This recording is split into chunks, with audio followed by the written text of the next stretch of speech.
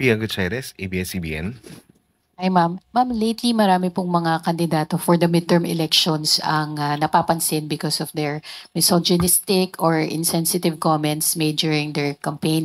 Ano po ang reaksyon dito ng palasyo at kung may panawagan din po tayo sa mga kandidato? Paano nga ba ang ganitong klaseng pananalita noon ay pinapalakpakan? Parang ipinagbubunyi ang mga kandidato o mga leader na nagsasalita ng walang karespe-respeto, lalo-lalo na sa mga kababaihan. Ipinagmamalaki at ginagawang katatawanan, ginagawang joke, ang pambababae ng mga kalalakihan. Ginagawa ring issue at katatawanan ang mga rape na sitwasyon. Hindi na po ito dapat. Hindi po dapat na gawing idolo ang mga ganitong klaseng tao. Hindi po dapat ito pamarisan. Hindi na po dapat ito pinapalakpakan. Kung nagawa ito dati at pinapalakpakan, hindi na po sa panganahon ng administrasyon ni Pangulong Marcos na dapat itong mangyari. Kaya ayon po sa Pangulo, hindi po katanggap-tanggap ang mga kandidatong ganito ang nagiging naratibo sa kanilang pangangampanya. Dapat pong mapanatili ng bawat isa, ng bawat kandidato, lalo-lalo na pa mga kandidato na nagnanais na maging leader ng bansa.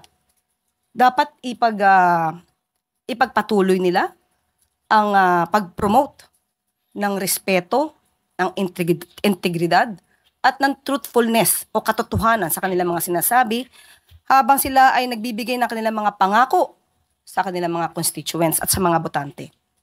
So masaya po ang Pangulo dahil po mabilis din pong umaaksyon ang COMELEC patungkol po dito sa mga walang karespe-respetong pananalita ng ibang mga kandidato. On another topic, on the tariffs din po, President Donald Trump kasi just announced a 90-day pause on the sweeping tariffs imposed on almost all countries except for China. Ano po ang reaction dito ng government? How is the government taking this? And acceptable po ba yung 10% na blanket na tariff rate for the Philippines, at least for this 90-day period? Mamaya po ay muli natin kakausapin si Secretary Go at tatanungin po natin. Natanong ko po yan kanina at sabi nga po niya ay kababasa lang po yata niya kanina ng balita at kakausapin din po niya ang Pangulo patungkol po dito. Mr. Romero, Philippine Star. So wala pa po tayong concrete measures on tariff sa US so far. So pinag-uusapan pa lang as we speak, no, Yusek? I was supposed to ask about that later. A while ago. Opo, nandito po kasi kanina si Secretary Go at siya po nagpaliwanag patungkol po sa mga maaaring gawing aksyon ng administrasyon patungkol po dyan. Okay. So, yeah.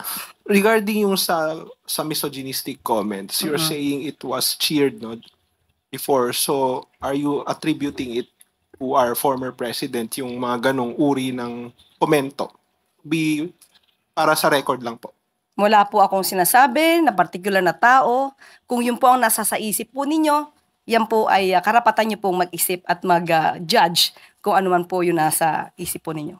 Okay, so the president himself said it was unacceptable yung mga ganong uri ng mga pananalita. eventos. Opo, sinabi niya po. At tinanong po natin siya kanina kung ano ang kanyang mensahe, yun daw po ay unacceptable. Okay, salamat po. Thank you po. Eden Santos, Net 25. Good morning po, Yusek. Balikan ko lang po yun dun sa di umano'y pulveron na video ni Pangulong Marcos. Sabi niyo po kanina ay naimbestigahan na yan pero biglang iimbestigahan pa ng DOJ at NBI. At napatunayan na po na ito ay fake dun po sa isinagawang pagsusuri from yung Indian company. Wala po bang plano ang Malacanang, especially ang Pangulong Marcos, na magpa-hair follicle test na siyang hinihingi po para matuldukan na itong issue po ng di umano'y paggamit ng ipinagbabawal na gamot ng ating Pangulo? Sino po ba ang humihingi? Marami po sa ating mga kababayan ang sa social media na nagre-react dito po sa ipinapalabas na video na ito, actually parang na-die down na po ito before dahil nga sasabi nga na Malacanang it's a fake. Pero biglang nabuhay after po nung ginagawang investigasyon mismo ng Kongreso, ng Kamara. Kaya po muling lumabas itong video na ito. And sabi nga po nung vlogger na si Miss Pebbles Cunanan, ay si Attorney Harry Roque, yung mastermind nitong video. Pero inamin naman ni Miss Maharlika, yung another vlogger, na parang siya yung nagbigay lang kay Attorney Roque. Kaya ang tanong ko po, sabi niyo sa social media hinihingi. Sino po in particular ang masasabi niyo sa akin na humihingi ng ganitong klaseng pag-test? Ang atin pong mga kababayan Sino na po in Madam particular? Yusek, Na po napanood niyo po, sigurong ikaw na po ba? sige po. Kayo po ang humihingi?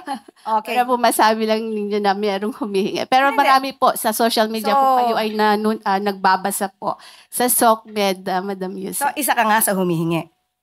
Kasi po gusto Sige, niyo tanong ko nga, isa ka ba? Kasi we have to be specific on this. Isa ka ba sa humihingi? ang mga kababayan po natin. So, isa ka sa humihingi. Actually, I'm a journalist. Hindi Yes, nga, naman po tanong ko ako humihingi. Pero parang gusto ninyo na meron lang kayong Basihan. basihan. Sino nga po? Kasi sabi niyo po kanina, ay napanood yun niya yata sa social Opo, Madam media. Sino po? Yusek, syempre kami po ay mga Pilipino rin.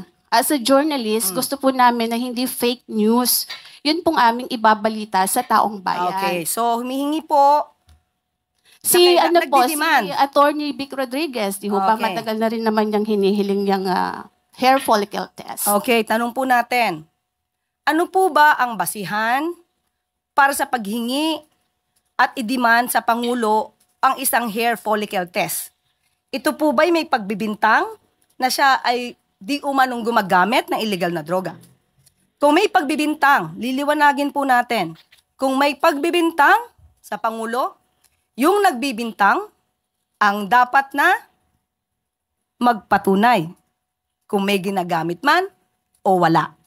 Hindi po pwedeng gumawa ng kwento, walang basihan, isang guni-guni para masira ang Pangulo, at walang basihan. Kahit saan po na kaso, kung sino yung nagbibintang, siya ang magbigay ng pruweba. Hindi nyo pwedeng sabihin na, ito, gumagamit ka, patunayan mong hindi. Hindi po yon ang tamang logic. Kayo po na nagbibintang, kayong humihingi at nagdidiman sa Pangulo, kayo muna ang magpatunay na mayroon siyang ginagawang mali. Kapag wala po kayong napatunayan, wala po kayong karapatan humingi sa Pangulo ng anuman demand patungkol sa hair follicle test. Thank Okay you po. Salamat. At dito po nagtatapos ang ating briefing. Maraming salamat, Malacanang Press Corps, at magandang umaga para sa Bagong Pilipinas.